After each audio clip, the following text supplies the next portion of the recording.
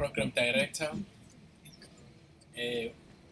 Ndawonde, Baba Umavundla, who's the founder of this program, umfundisi usibingelelile wasisa enkosini ubaba uMpungose Khuba. Ngibingelele bonke abakhona ngaphakathi.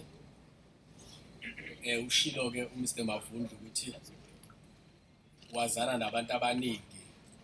Ngibona uformer mayor wami ubaba uHlomuka njengoba sekushiwo ngingubongana kwaMkhabela ovela eminyangweni wezokuthuthukisa kwezomnotho ukuvakasha ukongiwa kwemvelo kwaZulu Natal ophethwe ubaba umfundisi uMusa Zondi ongu-MEC.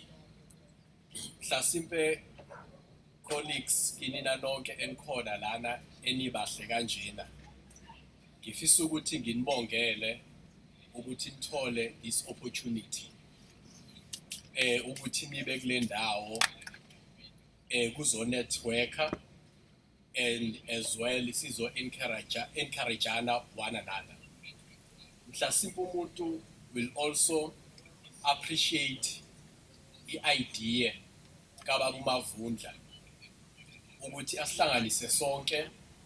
Ngibonile ukuthi kukhona ama-colleagues from agriculture, colleagues from health, okusho ukuthi konke sizohlangana ndawonye. Mhlasimpe ngizofisa ukuthi ngithinte nje izinto ezimbalwa. Into ethi umnyango we-Economic Development, Tourism and Environmental Affairs.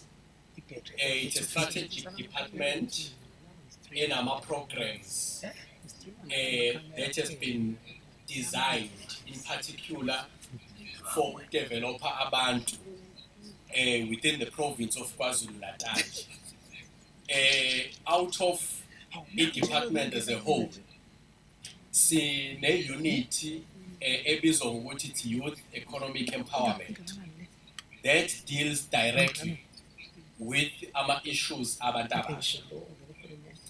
Kuleyo directorate, our main strategic pillars uqinisekisa ukuthi abantu abasha they participate kwi-mainstream economy, of which most of us as Africans asikho involved kwi-mainstream economy.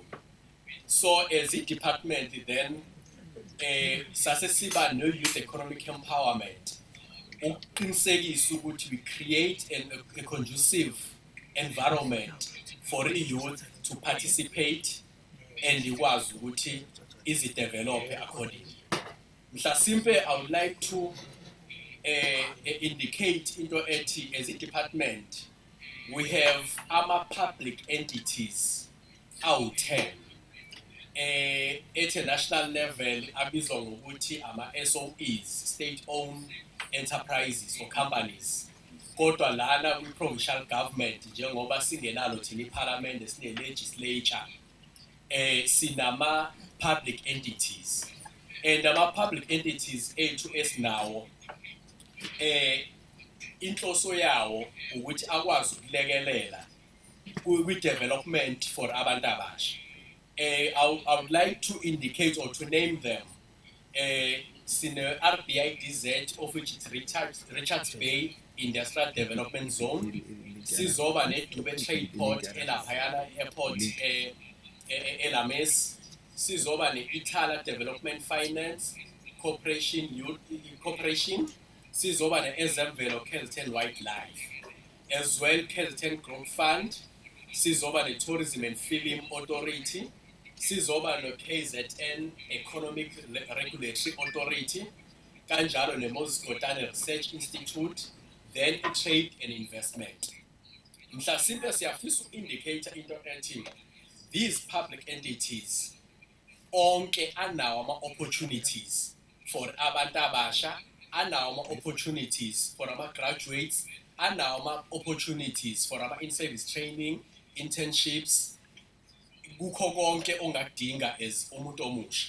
Mhlawumbe ngiyafisa indicator into ethi our department is one of our department eyaba yokuqala ukuthi ibe ne youth economic empowerment unit or directorate of which eyaqala noma yasungulwa ngo-2005 and isase developer into okuthiwa i-KZN Youth Economic Empowerment Strategy 2014 to 2030. Obviously sasiyithatha ke nationally kwi-NDP as well into yokuthi sikwazi ukuthi si-check in line with annual performance plan APP that's relating to youth development. Mhlawumbe ngiyafisa indicator into ethi sesinaso i-strategy sethu. We have our pillars ayisihlanu that we are focusing on. Sine training and skills development, sine employment and job creation, sibe no enterprise development, sibe no information dissemination or outreach, sibe ne institutional development. Mhlawumbe ngiyafisa ukuthi ngisho into ethi njengoba nikhona ningama graduates. Mhlawumbe ake ibe khona into ukuthi ake sibuyele ezindaweni lapho esivela khona. Sihambe siyokhanda amathuba emisebenzi lapho esiqhamuka khona. I used to say colleagues kwenye inkathi singazibona sengazuthi some of us asiqasheki noma sinjani only to find out ukuthi indawo esikuyona i-competition i-high. Ngiye ngithi ke for instance let's say you are a medical doctor and you are coming from kwamaphumulo kuba into ethi mhlawumbe ake uhambe uye kwamaphumulo uhlangane nozakwenu oyi-dentist uhlangane nozakwenu o-physiotherapist njalo njalo nivule lento ekuthiwa i-medical center nihlangane ndawonye.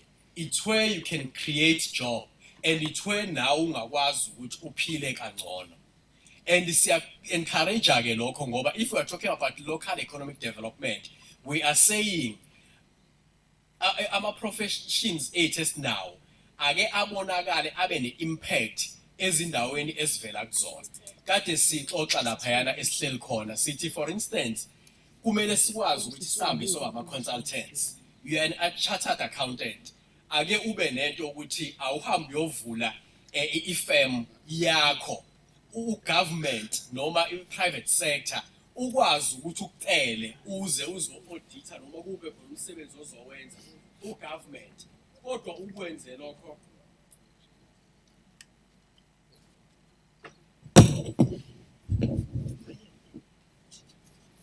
ngiyawubona umono khona lana kundawo ngiyabona ukuthi hayi kwangazuthi ngiyavela ku-TV. So into esicelayo kakhulu ukuthi ama professions ethu esinawo ake sibuyele back ngoba i-reality ithi about 45% unemployment rate and most of abantu abangaqashekile yilabo kumele ngabe baqashekile because banama qualifications. So uma singakwazi ukuthi sibuyele ezindaweni zethu noma ezasemakhaya sikwazi ukuthi sibe nezinto esizenzayo like for instance nje let's say mhlawumbe wenze uya civil engineer, just go back uhlanganisa abantu aba construction industry abantu ke bayafuna ukuphathwa khona enye insizwa eyake yaxoxa olunye udaba ukuthi yake yafika nje abantu behleli yasibabuza ukuthi njoba nihleli nje madoda ubani oniphethe la wathiwa hayi akho umuntu osiphethe siyalingana wasethi mina ke senginiphethe manje. So i-reality ithi as abantu siyafuna noma siyadinga ukuthi kube khona abantu abazoma phambi kwethu baseluleke ukuthi kumele senze njani. As I'm saying, let's say we are civil engineer, une qualification, you are qualified to write, then go back home uhlanganisa abantu abayi-construction industry ubacathulise then ubenze ba-understand ukuthi cha wena ungangena eZimbabwe ungangena maphi. As I'm saying to you, it's not Richards Bay Industrial Development Zone. Laphayana si attract ama-investors from overseas ukuthi eze ezo-investor and kune construction eyenzakalayo lapha e-serious kunama-dollars okukhulunywa ngawo lapha, but we don't have our own people othola ukuthi bayakwazi bathe in kuleyo industry bangene as not as an employee but ungene as umuntu othi no, I'm going there ngifuna a certain tender eyimali engaka ukuze ngikwazi ukuthi ngiqashe abanye abantu abanama qualifications kule industry ika construction, then ukwazi ukuthi uphakame uqhubeke phambili nawe ucreate iemployment. Ngamanye amazwi ube umqashi an employer instead ukuthi ube employee. So ilezo zinto ke esizikhulumayo as a government siyafisa ke ukuthi ke colleagues njengoba nikhona izani nize nizosilekelela because ireality ithi izwe lase China today liu number 2 emhlabeni kwezomnotho, and i-research ithi u62% we-GDP yase China iza kuma small medium enterprises. Therefore if nina nizoqhamuka nize nizolekelela uhulumeni nizokwenza ukuthi leli lizwe likwazi ukuthi iqhubekele phambili. Uthi ubaba uMavundla njengoba sikhona la, 1 sizo network, number 2 sizokwenza ukuthi izwe lethu kusasa sikwazi ukuhlala kulo ngokujabula and nabantwana bethu bakwazi ukufica izwe eliphilile, izwe elinomnotho olidayo noma ohamba phambili. And sinesiqiniseko ke ukuthi ke the only way to develop i-economy it's through nina ngokuthi nikwazi ukuthi nisondele ku government nizomlekelela ekutheni izinto zenzeke. For instance nje ucathi uzakwethu ozokhuluma kwa agriculture as a department, when it comes to into agriculture we are saying abantu abahambe batshale benze yonke into but sifike kulento agro processing. In other words ake kube khona into ukuthi izitshalo azingagcini ngokuthi umama ahamba ohlala estradini adayise khona, kodwa mina ngoba sengiyile esikoleni ake ngibe ne-idea ukuthi mama ake senze lento siyicommercialize manje ingabi siba isintu nje, kodwa uthola ukuthi sesiyazi ukuthi ne-access to emarket njalo njalo.